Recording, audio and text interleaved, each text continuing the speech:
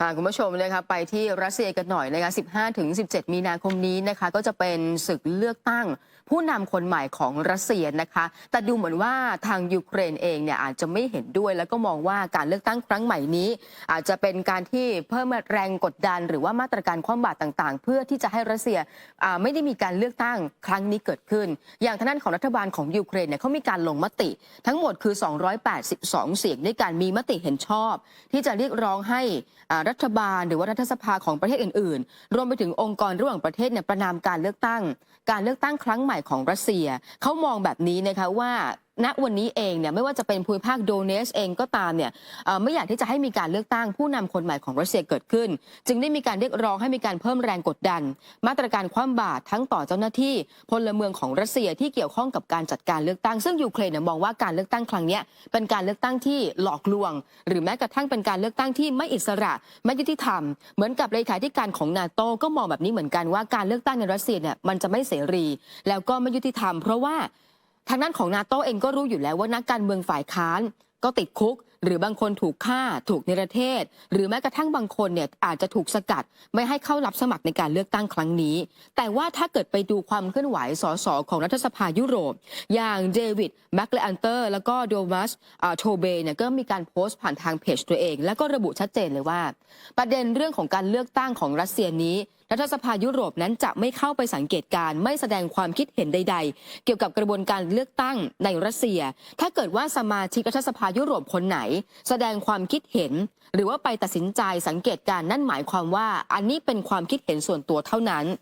นขณะที่รัสเซียนะคะประธานคณะกรรมการการเลือกตั้งกลางอย่างเอลล่าปามพิโลวาเนี่ยก็ออกมาระบุว่ารัสเซียรู้ดีถึงเรื่องของการยั่วยุที่เกิดขึ้นทั้งในประเทศทั้งต่างประเทศจุดมุ่งหมายก็คือว่าต้องการจะขัดขวางการเลือกตั้งผู้นำคนใหม่ของรัสเซียที่จะมาถึงซึ่งทางการรัสเซียมองว่านี่มันคือการละเมิดสิทธิ์ของพลเมืองของรัสเซียแล้วก็ย้ำชัดเจนว่าทางการของรัสเซียเนี่ยเลือกแล้วก็รวมไปถึงให้มีการจัดการเลือกตั้งครั้งนี้อย่างยุติธรรมที่สุดค่ะคือก็น่าแปลกใจนะฮะคือยูเครนเนี่ยองค์กรต่างๆของยูเครนเนี่ยแทนที่จะไปเรียกร้องเนี่ยให้ประเทศของตัวเองเนี่ยได้มีการเลือกตั้งตามปกติซึ่งยูเครนเนี่ยจะต้องมีกำหนดการเลือกตั้งเนี่ยภายในเดือนมีนาคมนี้เหมือนกันนะคุณผู้ชมแต่ตอนนี้ยูเครนเงียบกริบเลยแต่กลายเป็นว่าองค์กรต่างๆในยูเครนนั้นเนี่ยไปเรียกร้องเนี่ยนะฮะให้ชาวรัสเซียนั้นเนี่ยไม่ไปใช้สิทธิ์เลือกตั้งหรือว่าไม่ลงคะแนนให้กับทางด้านประธานาธิบดีวลาดิเมียร์ปูตินก็บอกว่าเป็นการเลือกตั้งไม่ยุติธรรมแต่ในประเทศของตัวเองเนี่ยที่ไม่ได้พูดถึงการเลือกตั้งเลยเนี่ยกลับไม่มีการพูดถึงใช่หรือแม้กระทั่งผู้นำยูเครนบอกว่าตอนนี้จะต้องเลือกตั้งเนี่ยเปลี่ยนม้ากลางศึกเนี่ยมันเป็นไปไม่ได้ครับ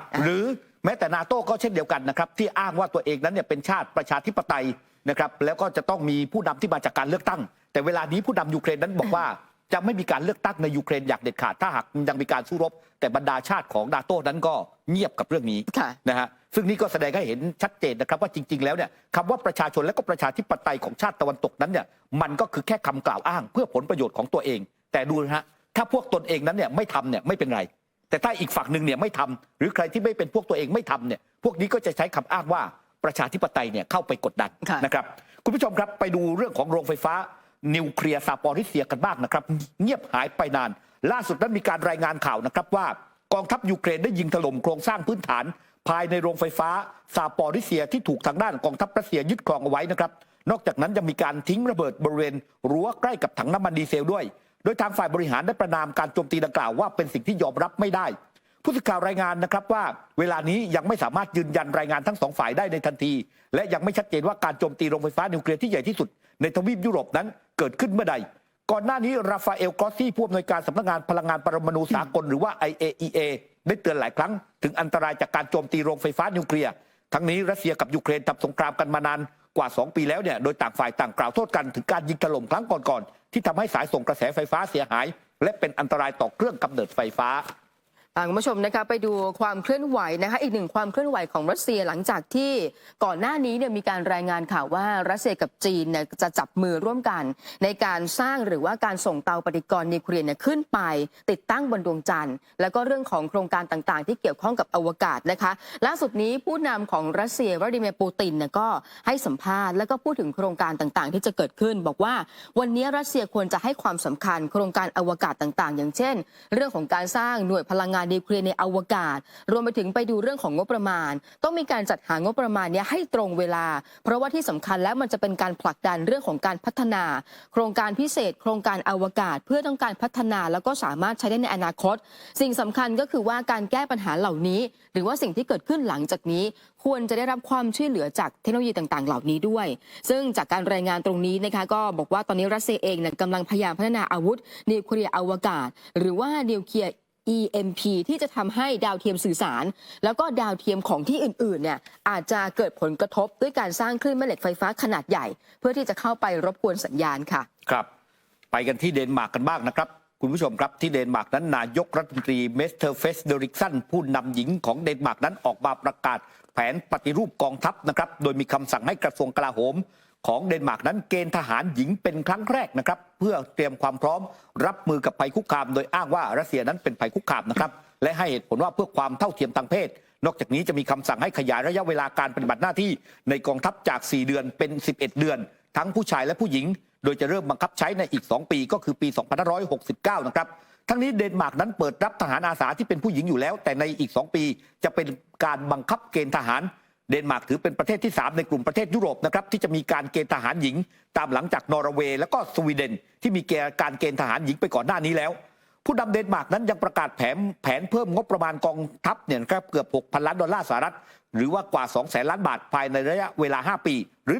1.4% ของ GDP เพิ่มเป็น 2% เพื่อให้เป็นไปตามเป้าหมายของนาโต้นะครับปีที่ผ่านมานั้นกองทัพเดนมาร์กมีทหารประจำการอยู่ราว 4,700 นายเป็นทหารหญิง 25% นะครับการบังคับเกณฑ์ทหารหญิงจะเพิ่มจำนวนเป็น 5,000 นายต่อปีนะครับเดนมาร์กนั้นเป็นหนึ่งในประเทศที่สนับสนุนยูเครนอย่างเข้มแข็งนะครับทั้งด้านการเงินและก็เรื่องของอาวุธนะครับรวมถึงช่วยฝึกนักบินยูเครนด้วยนี่ครับนี่ก็เป็นอีกชาติหนึ่งที่กลับมาเกณฑ์ทหารแล้วก็ไม่ได้เกณฑ์ทหารปกตินะเกณฑ์ทหารหญิงเข้าไปรับราชการเป็นทหารด้วยเข้าไปประจำการเป็นทหารด้วยนะครับแล้วก็ถ้าเป็นทหารเกณฑ์นั้นเนี่ยจากเดิมที่จะต้องปฏิบัติหน้าที่ในกองทัพ4 เดือนก็ขยายเวลาเป็น11 เดือนด้วยกันครับจากที่เดนมาร์กนะคะไปดูความเคลื่อนไหวระหว่างเกาหลีเหนือกับเกาหลีใต้นะคะตอนนี้เกาหลีใต้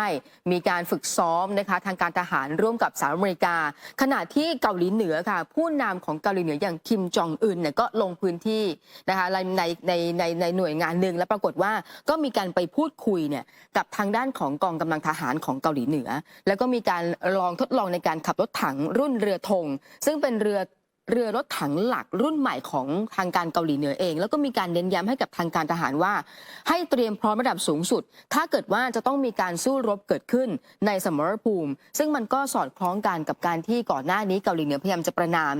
การซ้อมรบระหว่างเกาหลีใต้กับสหรัฐอเมริกามองว่าการกระทำนี้มันเป็นการที่อาจจะทำให้เกิดการยั่วยุทางด้านของเกาหลีเหนือและเกาหลีใต้ด้วยค่ะครับซึ่งเรื่องนี้เนี่ยครับคุณผู้ชมครับยั่วยุหรือไม่ยั่วยุเนี่ยต้องไปดูคำสั่งของรัฐมนตรีว่าการกระทรวงกลาโหมของเกาหลีใต้นะครับซินวอนซิกนะครับได้กำชับศูนย์บัญชาการสงครามพิเศษกองทัพบกเตรียมความพร้อมครับกำจัดเจ้าหน้าที่ระดับสูงของเกาหลีเหนือ